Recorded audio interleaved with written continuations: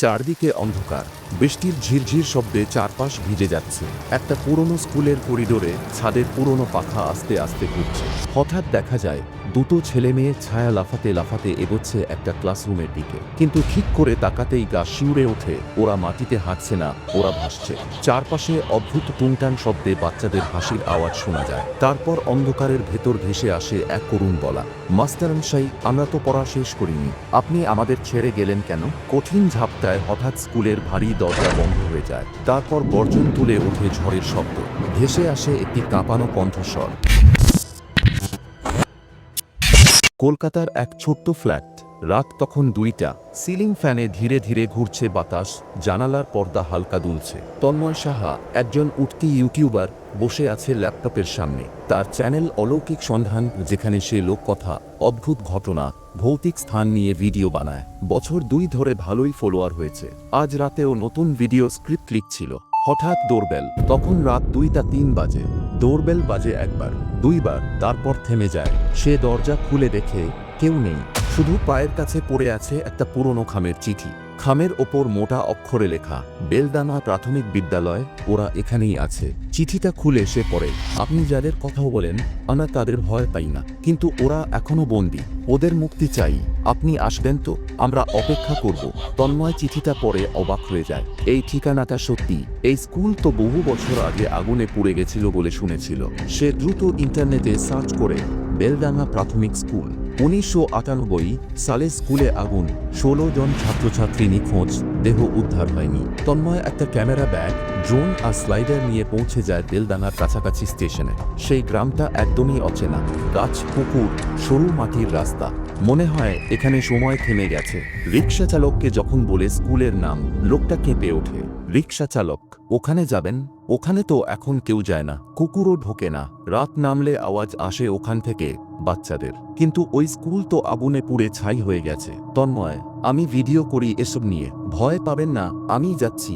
রিক্সা ছেড়ে দেয় রাস্তার মাঝেই। তন্ময় হেঁটে হেঁটে যায় স্কুলের দিকে। কুয়াশা ক্রমশ ঘনিয়ে আসছে। একটা লোহার গেট, মরচে ধরা, ওপরে লেখা নাম, বেলডাঙা প্রাথমিক বিদ্যালয়। নিচের অংশটা পুড়ে গেছে।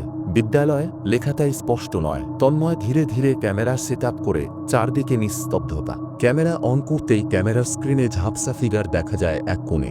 সে ফিরে তাকায়, কেউ নেই। হঠাৎ একটা আওয়াজ, স্যার, পড়া শেষ হয়নি। তন্ময় দৌড়ে পিছনে যায়। এক ক্লাসরুমের দরজা বন্ধ হয়ে যায় নিজে নিজে।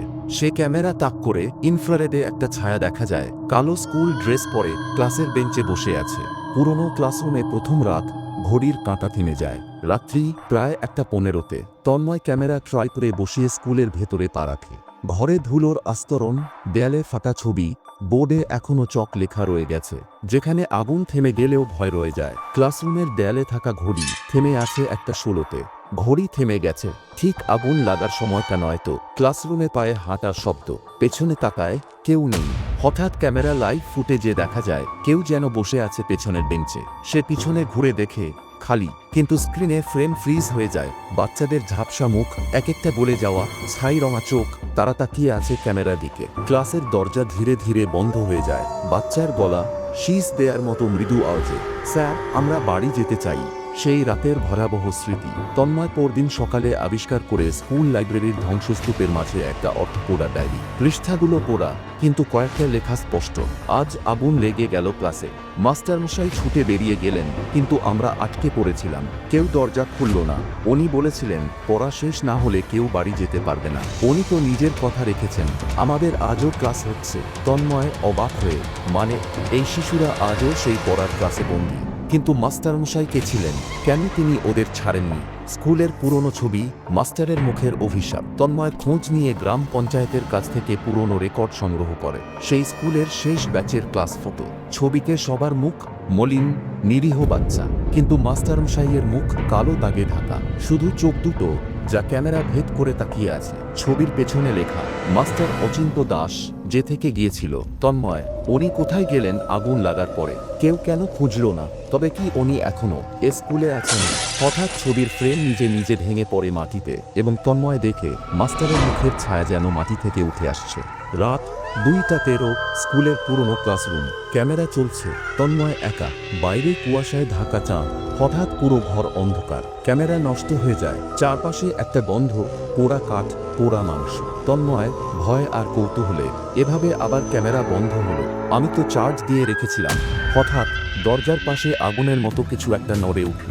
না, আগুন নয়, ছায়া। তবে এই ছায়া যেন আগুনের মতো দপদপ করছে, গায়ে হাত দিলে জ্বলবে এমন। তন্ময় ক্যামেরা বের করতেই স্ক্রিনে দেখে নিজের দেহটাকে ছায়াটা স্পর্শ করছে, আর সেই অংশটা আস্তে আস্তে কালো হয়ে যাচ্ছে। তন্ময় কাঁপতে কাঁপতে, আমি এটা স্বপ্নে দেখেছি, কিন্তু এটা তো হচ্ছে।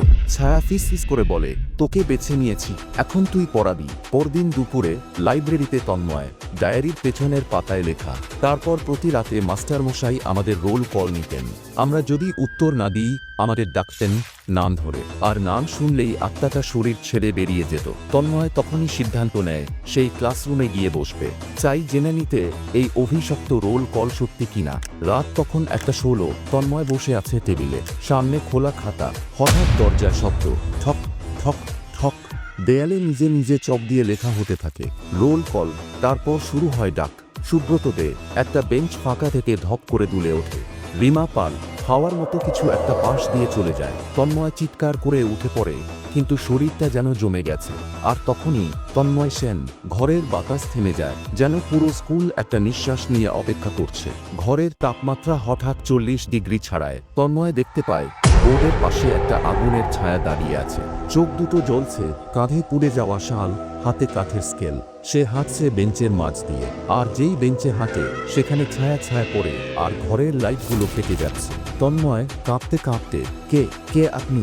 ছায়া, তুই মাস্টার হতে এসেছিস, তাই তোর নাম লিখে ফেললি ক্লাসের খাতায়। তাহলে আজ থেকে তুই পড়াবি মৃত্যুর ক্লাস। তন্ময় দৌড়ে বের হতে যায়, কিন্তু দরজা বন্ধ, জানালা নেই। ছায়া 1 পা 2 পা করে কাছে আসে। তন্ময়ের বুকের ওপর আগুনের ছায়া হাত রাখে। সে কেঁপে ওঠে, চোখ থেকে অশ্রু ঝরে পড়ে। আর তখন একটা বিস্ময়, তন্ময়ের পকেট থেকে পড়ে যায় এক টুকরো তুলসী মালা, যেটা তার দিদিমা তার হাতে বেঁধে দিয়েছিল যাত্রার আগে। তুলসী মালার ছোঁয়া পেতেই আগুনের ছায়া চিৎকার করে ওঠে, ছিটকে যায় এক কোণে। ঘর জুড়ে বাজ পড়ে, খোলা জানালা তৈরি হয়। তন্ময় দৌড়ে বেরিয়ে পড়ে। দিনের বেলায় গ্রামের চা এর দোকানে ঝড় ওঠার আগে তন্ময় গ্রামে ঘুরে জানতে পারে এক বৃদ্ধ আছেন যার নাম জ্যোতির্ময় দে। তিনিই সেই একমাত্র ছাত্র যিনি সেই ভয়াবহ আগুন থেকে বেঁচে ফিরেছিলেন। তন্ময় তাকে খুঁজে পায় ভাঙা ঘরের এক কোণে, কাঁপতে থাকা বৃদ্ধ। জ্যোতির্ময়, চোখে জল। তুই গেছিস ও স্কুলে, তোর সাহস হয়েছে। আমরা তো সেই আগুন থেকে আজও বেরোতে পারি না মনে মনে। তন্ময়, কি হয়েছিল সেদিন? মাস্টারমশাই কেন ওদের বেরোতে দিলেন না? জ্যোতির্ময়, চোখের দৃষ্টিতে আতঙ্ক, কারণ তিনি তখন আর মানুষ ছিলেন না। আগুন লাগার আগেই উনি পিশাচ হয়ে গেছিলেন। জ্যোতির্ময়ের কণ্ঠে ভয়াবহ অতীতের কাহিনী। মাস্টার আচিন্ত ছিলেন খুব কঠোর। পড়া ভুল করলেই ডেট মারা, রাত পর্যন্ত আটকে রাখা ছিল নিত্যদিনের ব্যাপার। একদিন এক বাচ্চা, দীপু, ভুলে প্রশ্নের উত্তর দিতে পারেনি। মাস্টারমশাই তাকে কাঠের বাক্সে ঢুকিয়ে তালা মেরে রেখেছিলেন পুরো রাত। সেই শিশুটি মারা যায় দম বন্ধ হয়ে। জ্যোতির্ময়, শ্বাস বন্ধ হয়ে আসছে। গ্রামবাসীরা ক্ষেপে গিয়েছিল এই ঘটনায়। কিন্তু পরের দিন রাতেই স্কুলে আগুন লাগে।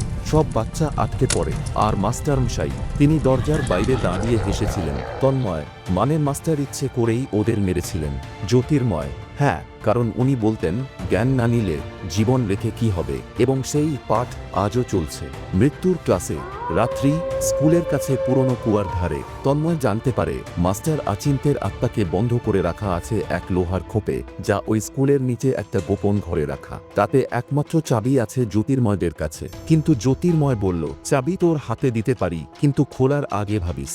তুই একবার খুললেই সারা গ্রামের আত্মারা উঠে আসবে, মুক্তি চাইবে। তুই সামলাতে পারবি তো? তন্ময়, অদ্ভুত শান্ত চোখে, আমি মুক্তি দিতে এসেছি, ওদের অভিশাপ শেষ করতে চাই। ওরা ছাত্র ছিল, শত্রু না। জ্যোতির্ময় চোখ বন্ধ করে ভাঙা চামড়ার থলে থেকে লোহার কালো চাবিটা বের করে দেয়। এই চাবি এখন তোর হাতে। তোর হাতেই এই স্কুলের ভবিষ্যৎ। তন্ময় হাতে ধরা কালো চাবিটা নিয়ে পৌঁছায় স্কুলের পুরনো করিডোরে। পুরো বিল্ডিংটা নীরব, শুধু বাতাসে গন্ধ ছড়িয়ে আছে পুরনো পোড়া কাঠ, পচা বই আর মৃত্যুর ছায়া। একটা পাথরের মেঝের ওপর পুরনো সিল আঁকা, যে প্রবেশ করিবে সে আর ফিরিবে দিবে না। চাবিটা যখন ছিদ্রে ঢুকিয়ে ঘোরায় তখনই একটা ঘর ঘর শব্দ হয়। মেঝে কেঁপে উঠে আর খুলে যায় একটা সিক্রেট ট্র্যাপডোর। সামনে একটা সরু সিঁড়ি নেমে যাচ্ছে অন্ধকারের গহ্বরে। চারপাশে মোমবাতির মতো আলো জ্বলছে, কিন্তু কেউ জ্বালায়নি। তন্ময় নিচে নামতেই বাতাস ভারী হয়ে আসে। চারপাশে পাথরের মূর্তি, যেন ছাত্রদের কষ্টে জমাট বাঁধা কান্না। সামনে একটা কালো দরজা, সেটাই আচিন্ত মাস্টার এর প্রেতরূপের ঘর। দরজা খুলতেই হিম হাওয়া এসে গায়ে কাঁটা দেয়। তন্ময় আস্তে, আমি এসেছি ওদের মুক্তি দিতে। ভেতর থেকে ভেসে আসে এক গলা, মুক্তি? যে পাঠ শেষ হয়নি তাকে মুক্তি দিতে এসেছো? কালো ছায়ার মতো আচিন্ত বেরিয়ে আসে, চোখ দুটো লাল, মুখে বিকৃত হাসি। তন্ময় কিছু বলার আগেই আচিন্ত হাওয়ার মতো ছুটে আসে তার গলার কাছে। এক ঝটকায় সে মেঝেতে পড়ে যায়, আর চারপাশে পাথরের দেয়াল থেকে ভেসে আসে ছেলে মেয়েদের কান্না। আচিন্ত চিৎকার করে, তারা আমার ছাত্র, আমি তাদের পাঠ দিচ্ছি মৃত্যু পর্যন্ত। তন্ময় চোখে হাত দিয়ে দেখে নিজের শরীর থেকে ধোঁয়া উঠছে, যেন পিশাচ তাকে পুড়িয়ে দিচ্ছে। ঠিক সেই সময় বাতাসে ভেসে আসে একটা গান, পুরনো স্কুলের জাতীয় সঙ্গীত, যেটা ছাত্ররা প্রতিদিন বলতো। বই নিয়ে ক্লাসে চলি আলো খুঁজি আধারে। আচিন্ত হঠাৎ থমকে যায়, আর তার শরীর থেকে ধোঁয়া বেরোতে থাকে। তন্ময় উপলব্ধি করে ছাত্রদের আত্মা সাহায্য করছে। গান, স্মৃতি, প্রার্থনা, এসবই এখন শক্তি। তন্ময় চিৎকার করে, তুমি শিক্ষক ছিলে, হত্যা করেছ, আজ তোমার শিক্ষার্থীরাই তোমার বিচার করবে। একটার পর একটা পাথরের মূর্তি ফাটতে থাকে। ছাত্রদের আত্মা বেরিয়ে আসে, ধীরে ধীরে আচিন্তর দিকে এগিয়ে যায়। আচিন্ত ছটফট করে আগুনে জ্বলতে থাকে। না, আমি পাঠ দিচ্ছিলাম, আমি ভুল করিনি। তন্ময় ফিসফিস করে, ভুল শিক্ষাই সবচেয়ে বড় অভিশাপ। একসময় আচিন্ত চিৎকার করে পুড়ে যায়। তার জায়গার বন্দি সব আত্মা ধীরে ধীরে আকাশের দিকে উঠে যায়। চোখে শান্তি, মুখে হাসি। পুরো চেম্বার আলোকিত হয়ে ওঠে, আর শেষ মোমবাতিটা নিভে যায়। তন্ময় যখন ওপরে উঠে আসে তখন সকাল হয়ে গেছে। স্কুলের দেয়ালে লেখা, মুক্তি ঘটেছে, পাঠ শেষ। যেন কারো অদৃশ্য হাত লিখে গেছে। গ্রামের আকাশে এক অদ্ভুত শান্তি, পাখির ডাক, শিশুরা খেলছে আবার। তন্ময় চলে যাওয়ার সময় স্কুলের জানালায় একটা ছায়া পড়ে। একটা ছাত্র, সাদা জামা, বই হাতে। সে জানালার কাছে আঙুল দিয়ে লিখে দেয়, ধন্যবাদ দাদা। তন্ময় থেমে যায়, ঘুরে তাকায়, কিন্তু কেউ নেই। এটা ছিল ভূতের স্কুল, যেখানে ছাত্রদের আত্মা বন্দী। তন্ময় শুধু ভূতের অভিশাপ শেষ করেনি, তিনি এক পিশাচ শিক্ষকের বিরুদ্ধে দাঁড়িয়ে বেছে নিয়েছেন সাহস আর সহানুভূতির পথ। আর তাতেই ঘটেছে অলৌকিক মুক্তি।